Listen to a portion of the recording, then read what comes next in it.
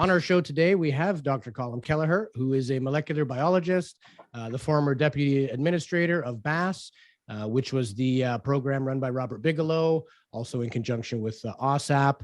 Lots of acronyms. We're going to explain it all and break it all down. So welcome to the show, Dr. Colm Kelleher. Thank you. Good to be here. Glad to have you, sir. And of course, my astute host, co-host, Jason Gilmet. How are you, my friend? I am doing very good. I'm so excited for this conversation. Been looking forward to it all week. So bring it on. Sure. So we kind of just wanted to give a rough background in terms of the chronology. I know there's a lot of misconceptions out there. People have heard the term AATIP, which predominantly comes from that 2017 release in the New York Times, the Tic Tac video, the gimbal video. But there's a lot of misconceptions around which program had the funding. AAWSAP actually predates AATIP, and they were the bulk of the research. And Colm, you work for AATIP. And again, we had George Knapp on last week. His perspective was from NIDS, which was in 95 to 96, which was the National Institute of Discovery Science. George was a consultant to Robert Bigelow for that. So when Robert Bigelow got the contract to actually help study this phenomenon, he pulled all the resources he had, including yourself and Dr. James Lacatski. So give us a bit of a breakdown of how this all started and what it turned into. Well, it really does go back. I think George probably mentioned this all the way back to 1995, when Robert Bigelow decided to form this organization called National Institute for Discovery Science. And so in 1996, Robert Bigelow started hiring people. He hired a physicist, he hired a full-time veterinarian, and he hired me. My background is biology, molecular biology, biochemistry. And the purpose for NIDS was to really start bringing mainstream science methodology to the study of anomalies. And that would include everything from UFOs all the way out through the so-called survival of human consciousness after death, which is a very different topic. But as time has gone on in the last 25 years, it's become more and more obvious that there's considerable overlap between these two topics. So in August of 1996, just after I was hired, Robert Bigelow and NIDS started hearing through the grapevine a lot of reports that were coming out of this weird ranch in northeastern Utah. Long story short, within a month, Robert Bigelow had purchased it, had moved a lot of equipment onto the property. And by the end of August 1996, things were in full swing.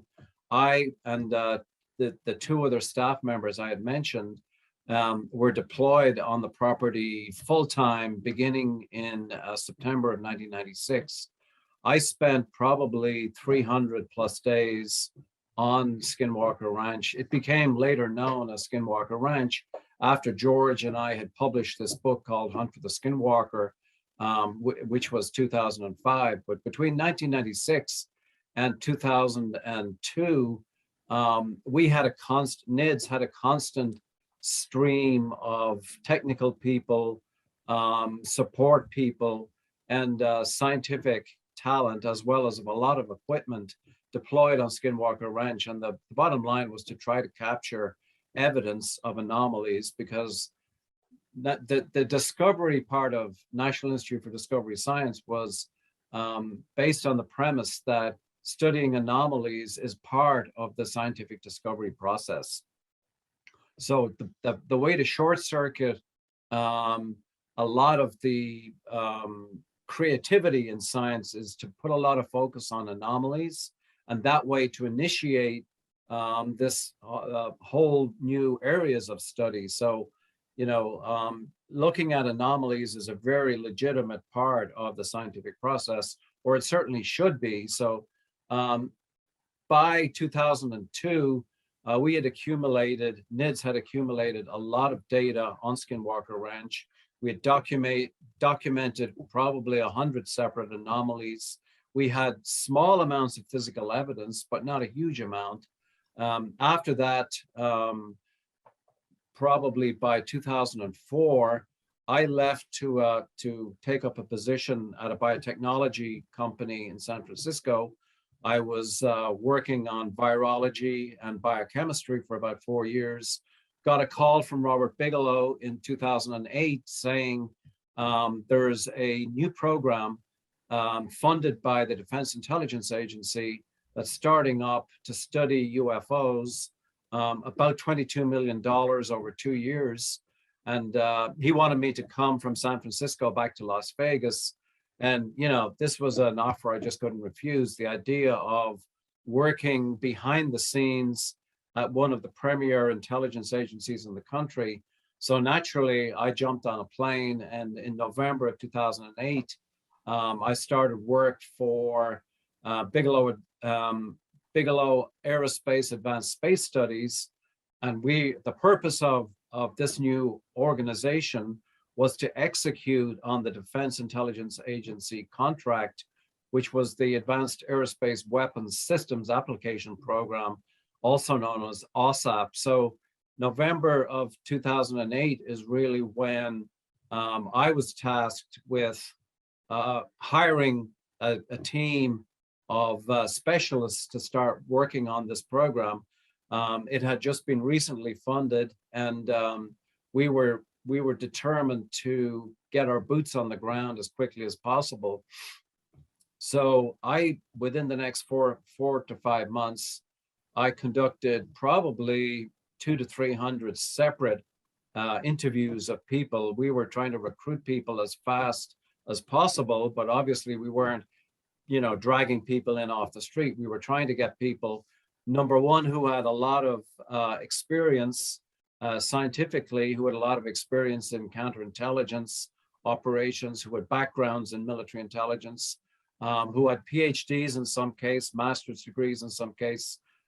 We also hired sort of specialists, database specialists, and also analysts, as well as security officers. So by probably mid 2009, I had hired approximately 50 full-time people who were, up and running. By mid 2009, we had a full staff, including security officers, including military intelligence people, scientists, engineers, technicians, translators. It was a very, very fast pace.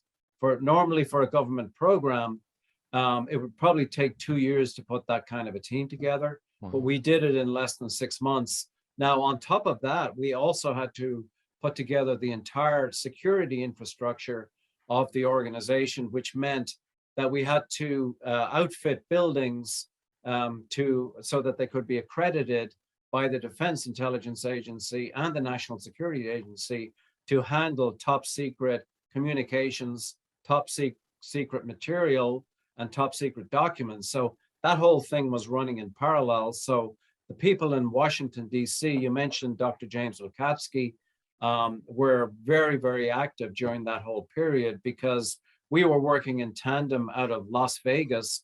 The main team of 50 people were working in Las Vegas, but at the same time, there was a separate arm out in Washington, D.C., who were tasked with getting all of the security infrastructure together. And I don't know how much you know about government programs, but getting fast-tracked, top-secret SCI clearances in a matter of months just doesn't happen. Right. I mean, this was an extraordinary achievement to put together not only the security infrastructure, but also have the people involved, and also get the whole thing up and running within a 6-month period. Like I said, I would guess the normal way things are done for a government program would be to have that kind of thing up maybe in 2 years, maybe 3 years. So it was an extraordinarily rapid pace. And the reason for that was that we knew that the clock was ticking. This was a very, very controversial program, even within the Pentagon. So we knew that there was a lot of people who, A, did not want to see this happen at all, but B, once it was up and running, they were really interested in taking some of the money, and C, they were really interested in shutting down the program. So there was a lot of internal activity going on that the people in Washington, D.C. Really did an excellent job in preventing any of that from happening. So we actually ran successfully for 24 months with a 3-month no-cost extension. So the entire duration of this program was 27 months, which was a very, very active time. Well, is it not true that the acronym AATIP was actually a nickname given to the program for the sole reason to make it harder for people within the Pentagon to figure out what's actually going on? AATIP would lead nowhere because AAWSAP is the actual program. So even That's within right. I mean, high clearance people. That's right. AAWSAP was the program that was put out for bid on the normal way that the federal government does. It used to go through a website portal called what was it called? It's now called sam.gov, but it was called something else in those days. But it was where the DoD or the DOE or other NASA, other organizations used to put programs out for bid. So this was a competitively bid process that ended up that the AAWSAP program was fully funded by the Defense Intelligence Agency. The AATIP acronym arose basically, as you mentioned, because the process of acquiring special access program status, which was initiated by Senate Majority Leader Harry Reid as a way of protecting the AAWSAP program, because a lot of data was being accumulated.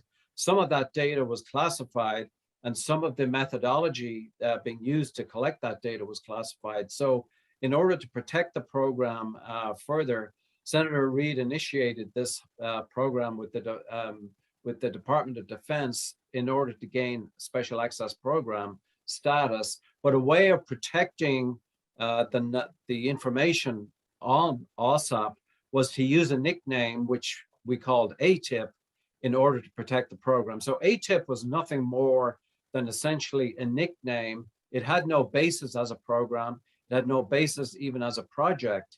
But later on, sort of several years later, that the word AATIP was used to essentially name an unfunded collaborative project that was operating behind the scenes from people who were working on their own time, people who were collaborating with each other within the Department of Defense. So when the New York Times article in December 2017 published this, they basically broke the whole program. They mistakenly used that acronym AATIP instead of the word AAWSAP, and they mistakenly assigned Lou Elizondo to be head of this program, linking it with the $22 million in funding. And that was a mistake in reporting by the New York Times. But it set in motion a chain of events that escalated the whole effort of AATIP into something that it never should have. Right. AAWSAP was the program that ran for 27 months. AAWSAP was the program that had $22 million of funding. AAWSAP was the program that had 50 full-time professionals that were working 40 to 60 hours a week on this program. AATIP, on the other hand, was not a funded program. AATIP was not an officially sanctioned program. It was an unofficial collaborative effort between people in the Pentagon who had an interest in this topic and who were trying to interview pilots and other military personnel who had encountered UFOs. So one of the things that one of the first things that you guys mentioned in this book, which is, I tabbed it and highlighted the crap out of my book, but that's what I do when something's interesting, was the temperature drops. Right. Did you experience that yourself as well, sir? Like the drops in temperatures? Yes, I like I mentioned, I spent about 300 days and nights on Skinwalker Ranch, and there were times when you would get these, especially at nighttime, you would get these sudden drops in temperature, and they always had physical boundaries. You could move outside the zone of low temperature, but that was a sort of a really obvious marker for these three intelligence agency people that had been deployed on Skinwalker Ranch. They ran into one of these low temperature zones on their way down to the west end of Skinwalker Ranch. And, it was a really obvious drop in temperature, but those effects were not uncommon on Skinwalker Ranch. Let's talk about the wide variety of phenomenon. 10 years ago, if you told somebody UFOs and Bigfoots are probably related, they'd laugh at you, right?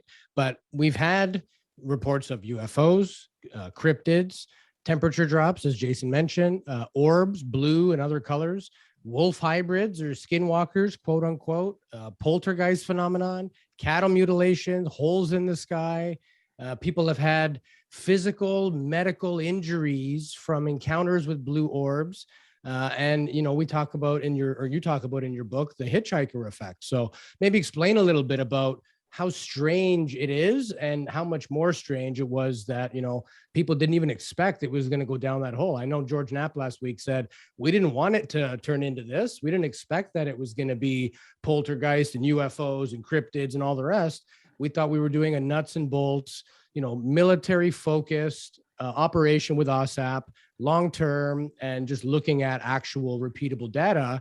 And then all of this sort of metaphysical stuff just came along with it. So maybe you could comment on that. Yeah, we did start off with putting a lot of emphasis on Skinwalker Ranch. And, one of the things that tends to be forgotten with Skinwalker Ranch is that from the very, very beginning, nuts and bolts UFOs were routinely seen on Skinwalker Ranch. There was a ranching family that first took possession in 1994. They saw nuts and bolts objects flying around that were, UFOs. Right after Robert Bigelow purchased the property, I was standing with a physicist outside the main command and control center when I saw this object coming from just from behind Skinwalker Ridge, which runs across the north end of the property. This thing was traveling as fast as an F-18, very, very fast, very low. But the spooky thing about it was really silent. So it came right above our heads, as we stood watching it, brightly lit, but you could see it was low enough in the sky that there was structure behind it. And it came right over our heads, did a perfect U-turn, and then shot back over Skinwalker Ridge, heading northwest. But it was absolutely silent. You could see, structure behind the light. But it was so eerie because it was so silent. But that was obviously a structured object. Right. So I personally came in contact with the so-called nuts and bolts phenomenon on the ranch.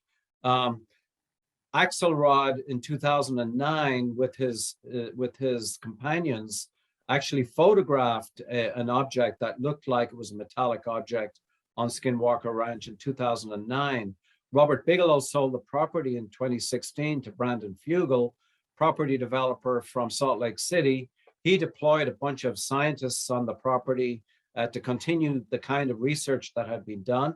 And lo and behold, he's on the record, and his team are on the record with having seen nuts and bolts objects. So that the ground zero phenomena on Skinwalker Ranch were nuts and bolts phenomena, but layered on top of that, co-locating and happening at the same time, you had orbs of various colors flying around the property.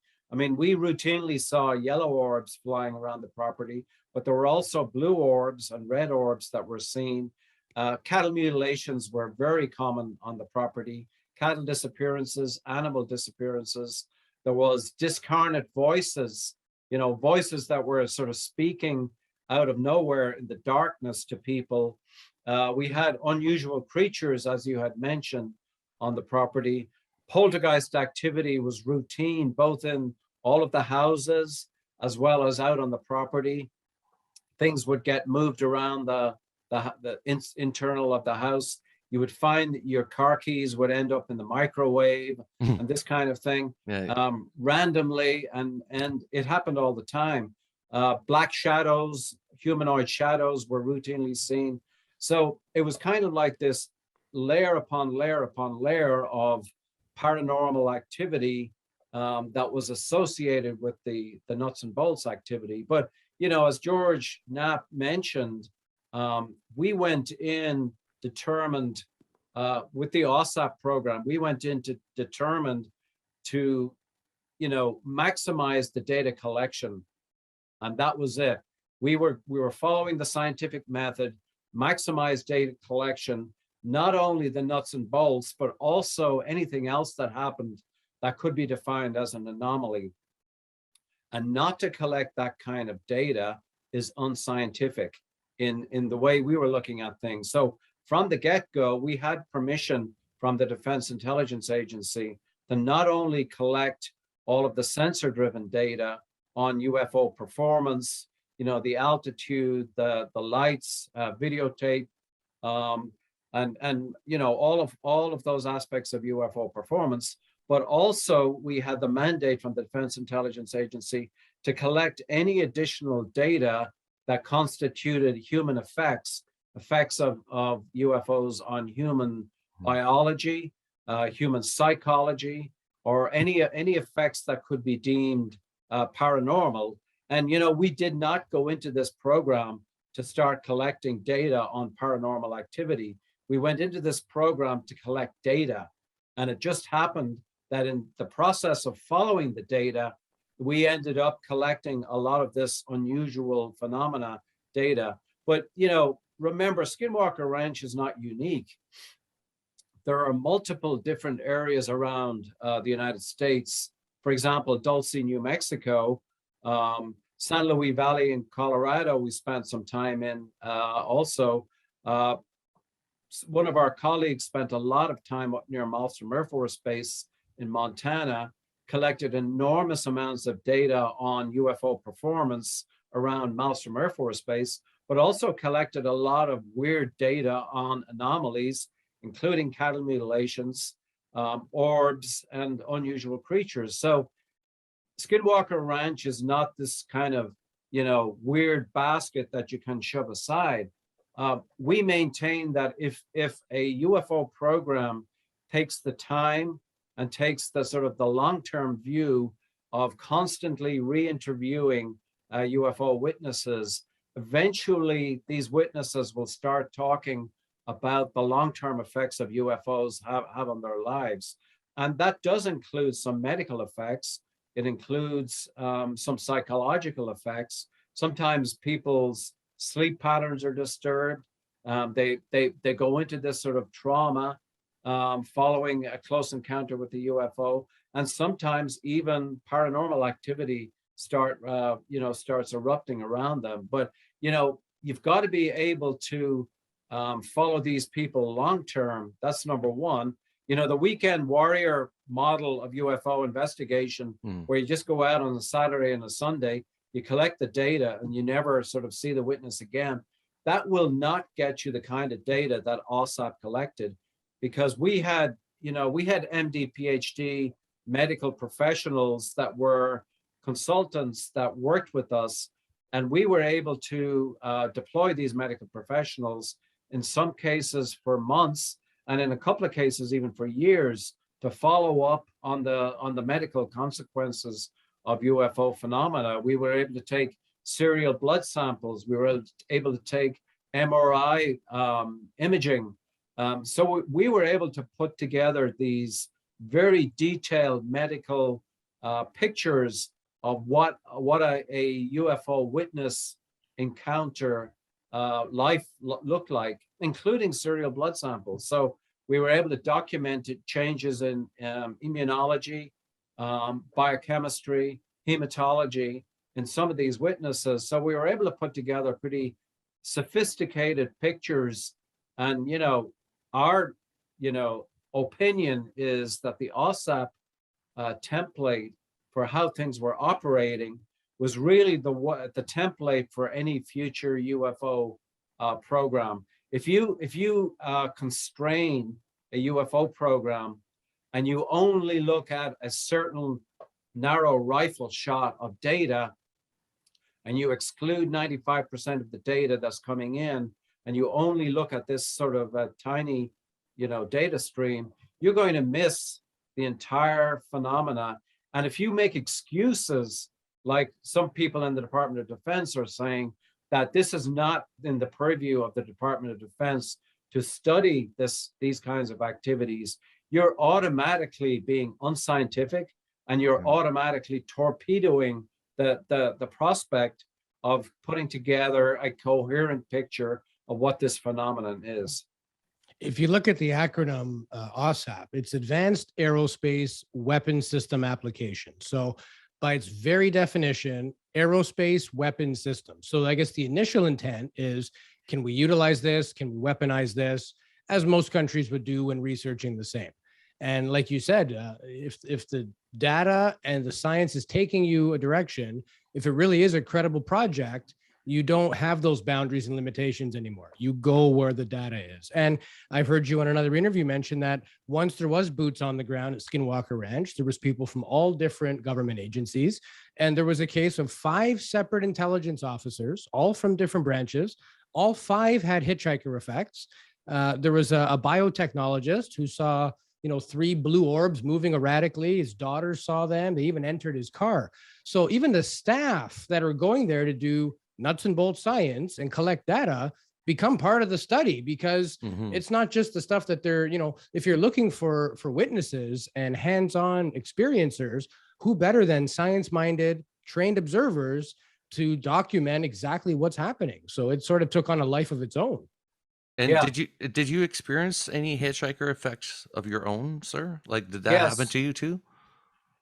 Yes, I think pretty well everybody who was on the property experienced hitchhiker effects. But the type of effects that I experienced were, my wife would wake up and see, people walking in the bedroom, walking towards the bed.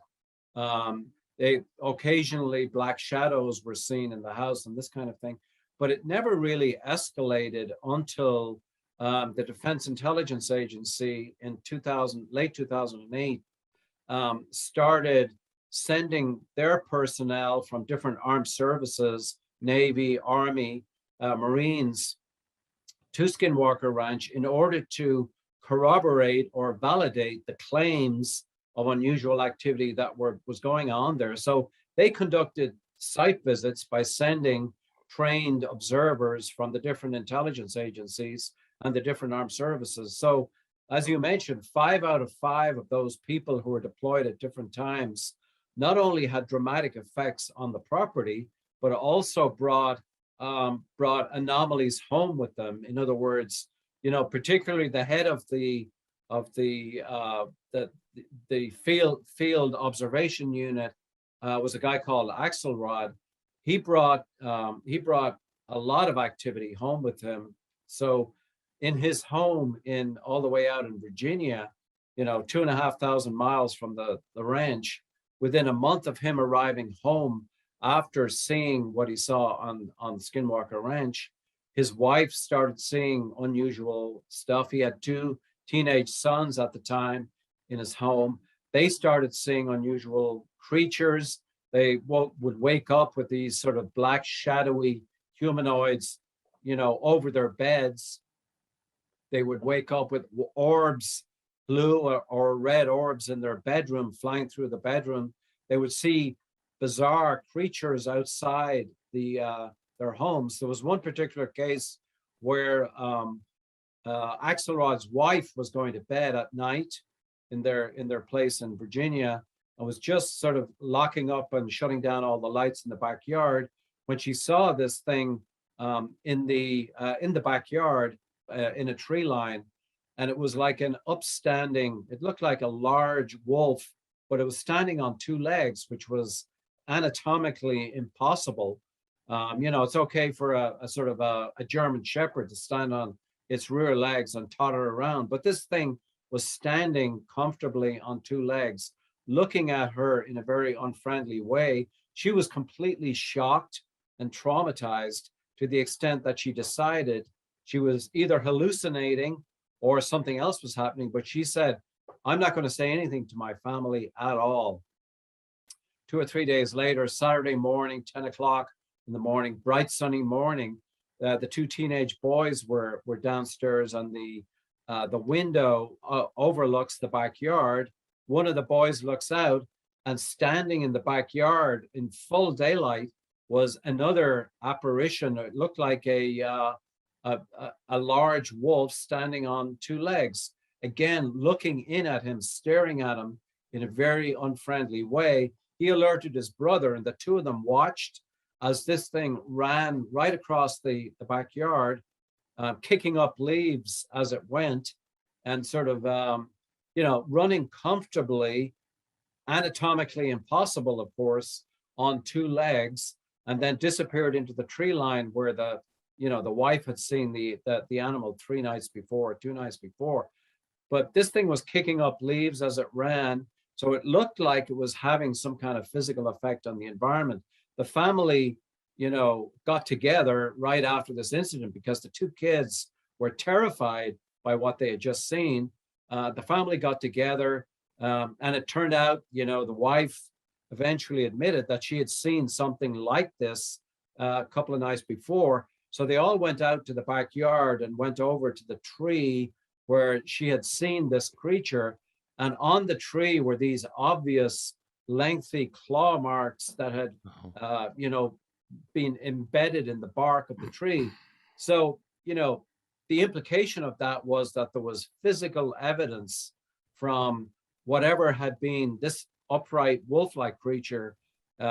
So it was capable of interacting with the environment. So, a skeptic would tend to say, well, these guys were just imagining things. It was just a sort of a figment of their imagination. But the fact is that not only was this happening, but there was also physical effects of this creature that was having on the environment. So it was a lot more than just somebody's mental fantasy. It was And there. Yeah. I It was was going to say there. all three of Yeah. you guys had phenomenon at home. George Knapp reported that his wife had some strange things happen. And your third co-author, Dr. James Lacatski, he reported really intense experiences at home. And George That's even right. said he was probably the worst off from all of you guys. Well, there was, if you look at, the 25-year history, starting when the NIDS group started on the property, going through all of the AAWSAP people. We interviewed, a lot of security guards used to rotate up and down the property so to keep trespassers off the property. We interviewed, George Knapp and I interviewed about a dozen of these people, all of whom had seen effects in their homes. As I mentioned, when Brandon Fugel purchased the property, he deployed a team on the property. And lo and behold, these people were really skeptical, saying all this stuff that, I've been reading about, none of it is true. But lo and behold, their wives and kids started seeing all this weird stuff erupting in their homes. So not only was it just the NID stuff and the AAWSAP people, but it was also this recent group between 2016 and 2022. And these apparitions and activities in people's homes are continuing right to this day. I mean, it's not like it's like something in way back in history.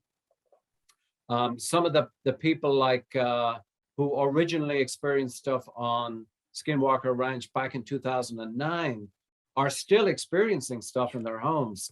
So it's not like it was sort of an aberrant sort of phenomenon that went away.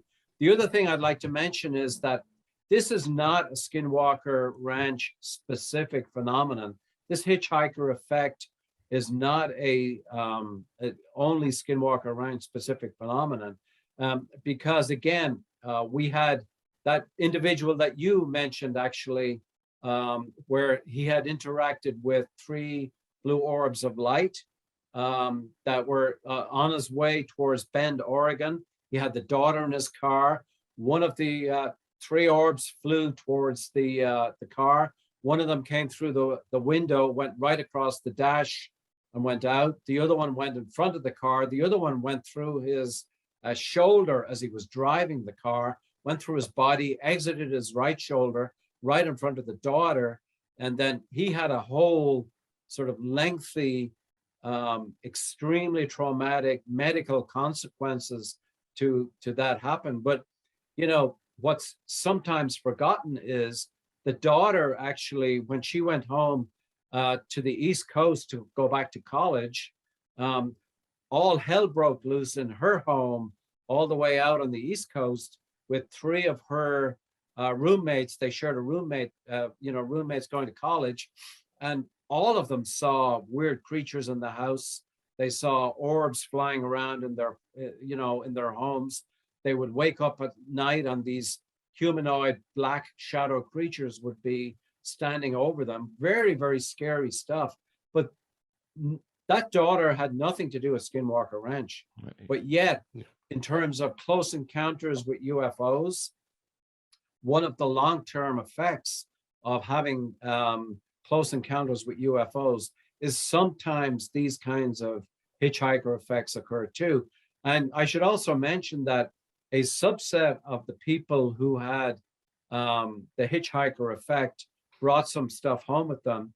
A subset of the family members started coming down with a variety of autoimmune diseases. And so, you'd have people reporting Kawasaki disease, Sjogren's syndrome, lupus, and various other Hashimoto's thyroiditis. So a variety of different autoimmune diseases would erupt. And these were, this was not a huge number of people, but it was enough to catch our attention. And, so I think a future UFO program should take a careful look at the long-term effects of the UFO phenomenon on people. Well, even because I got to talk to a few people on the abduction phenomenon, and they always say that, there could be radiation effects for people. Even we were talking to Kathleen Martin about Betty and Barney Hill, and, they were worried that there might be radiation coming from the craft onto their car.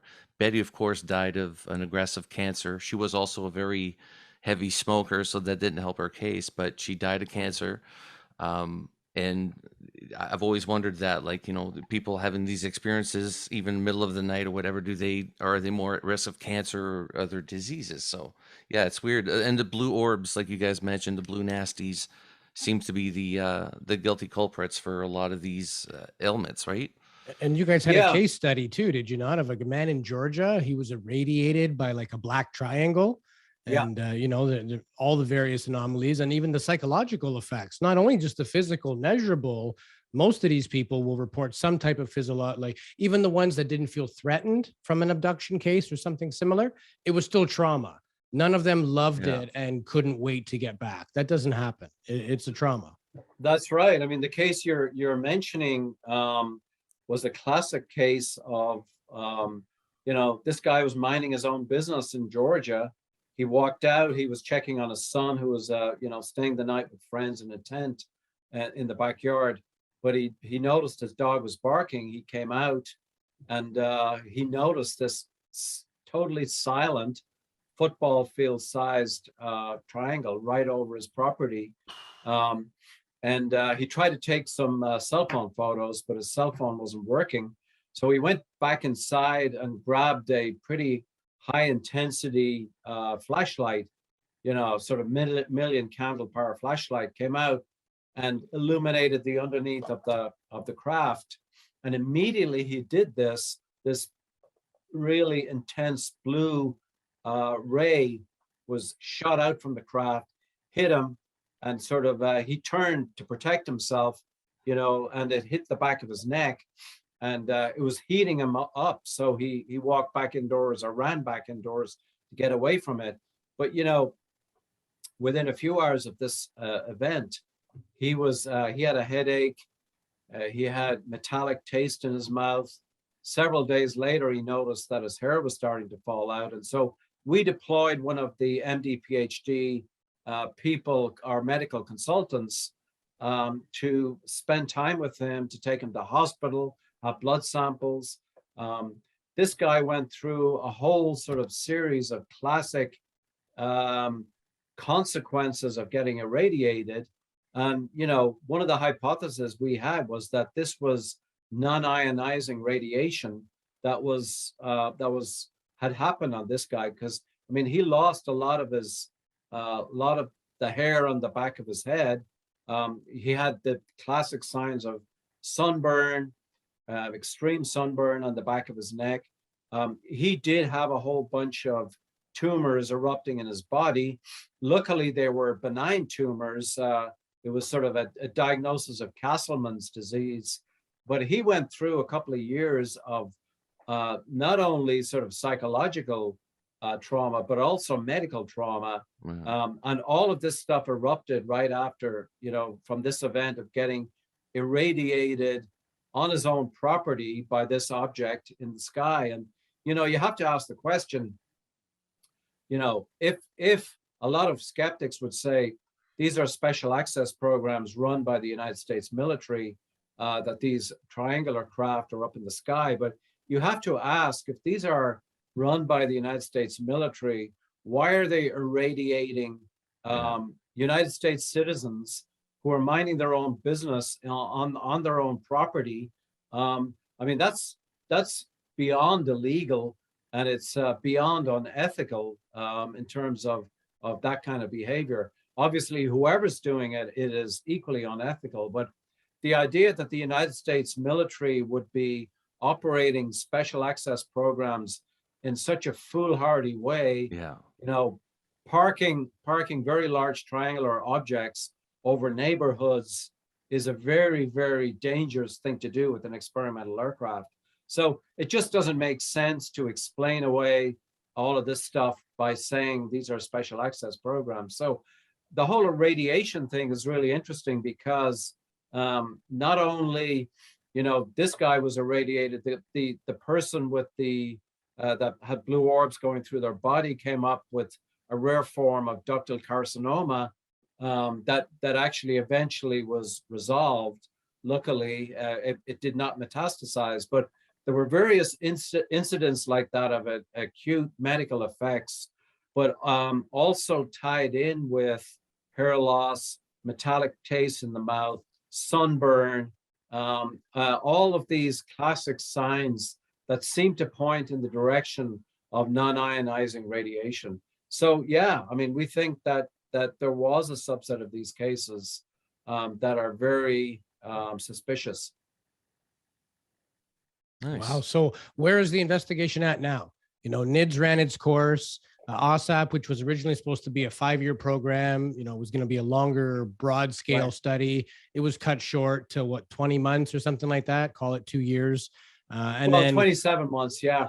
Yeah. And then AATIP comes out, in its time frame. But even like the Tic Tac video, that happened years and years before it was released. So where is the new sort of information coming from, and like what's actually happening right now?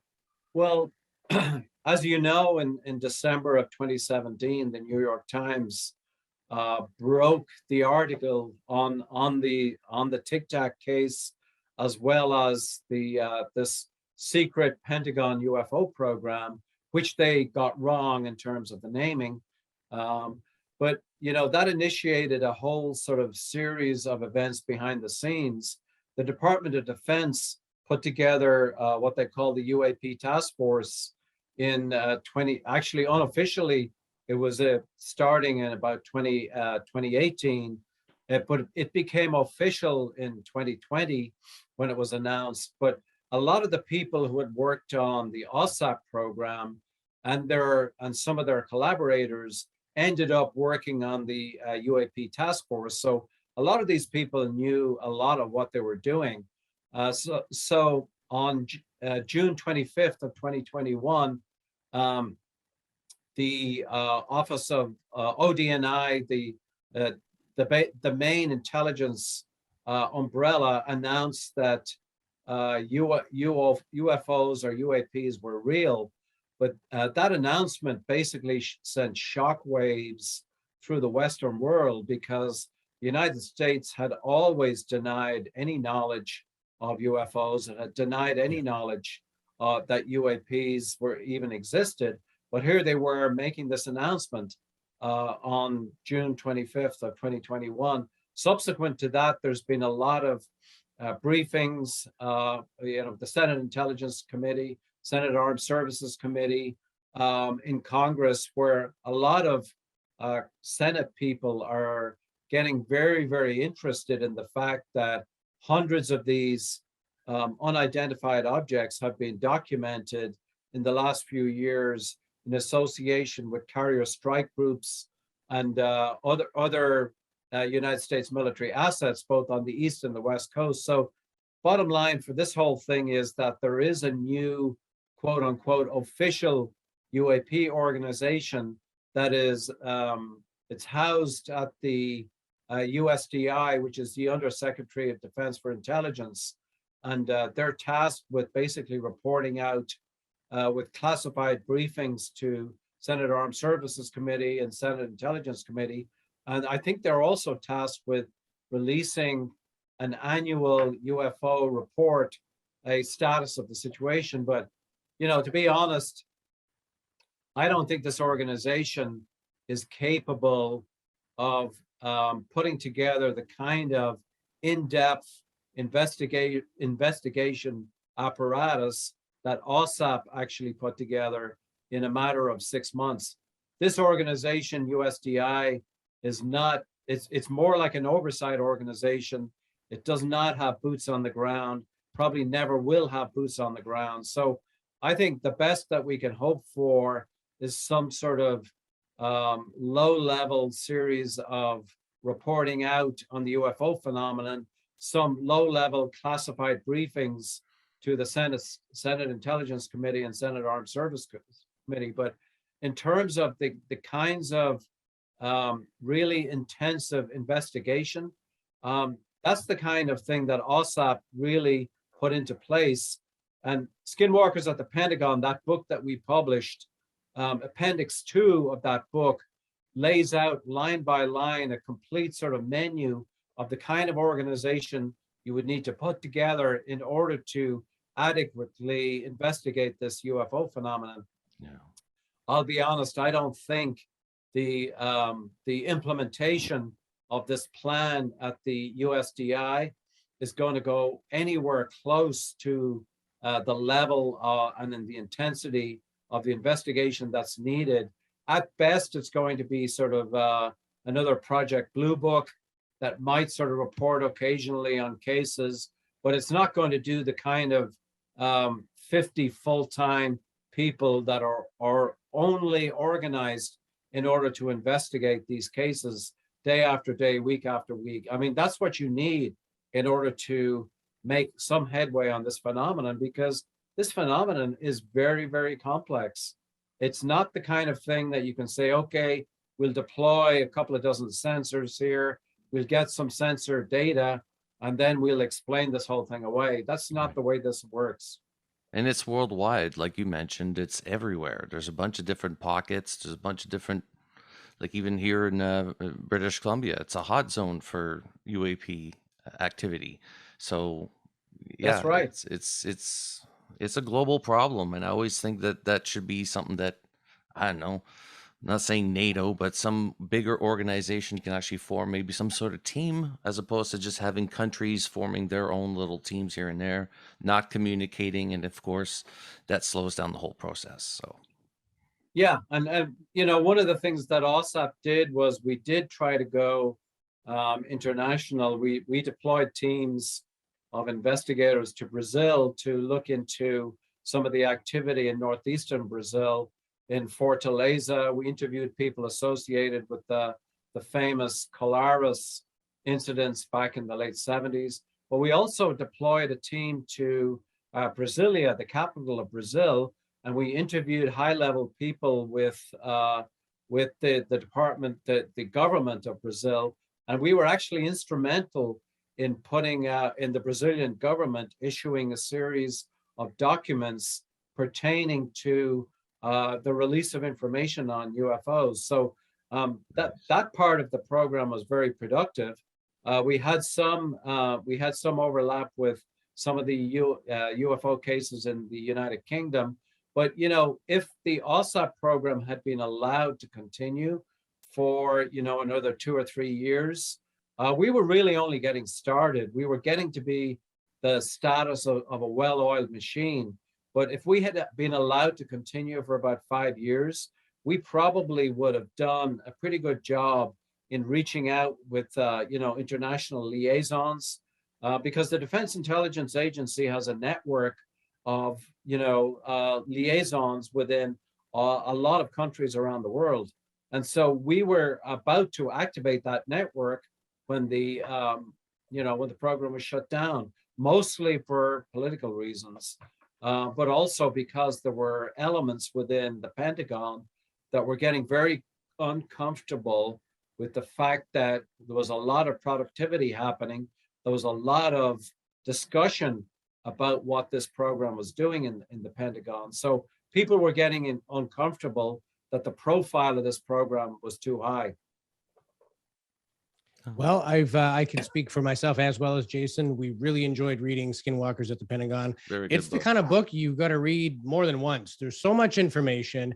Even if you're really well versed on this subject, the amount of acronyms and everything else, it takes a bit of understanding. And even for myself, I sort of plotted the chronology of NIDS to AAWSAP to AATIP, and it really puts everything into perspective, because Robert Bigelow's doing his thing with NIDS, and then Skinwalker Ranch, the same time the government program's running, and he gets the contract for that. So it all makes sense if you absorb it slowly and on multiple occasions. So yeah, do you have anything else you want to ask, Jason? No, like I said, this book, I will also absolutely praise it, because I highlighted, a lot of the pages and tabbed everything. So it is a fantastic book, and I do also recommend it for the UAP studiers out there. Let's just call them that for the listeners for the time being. Yeah.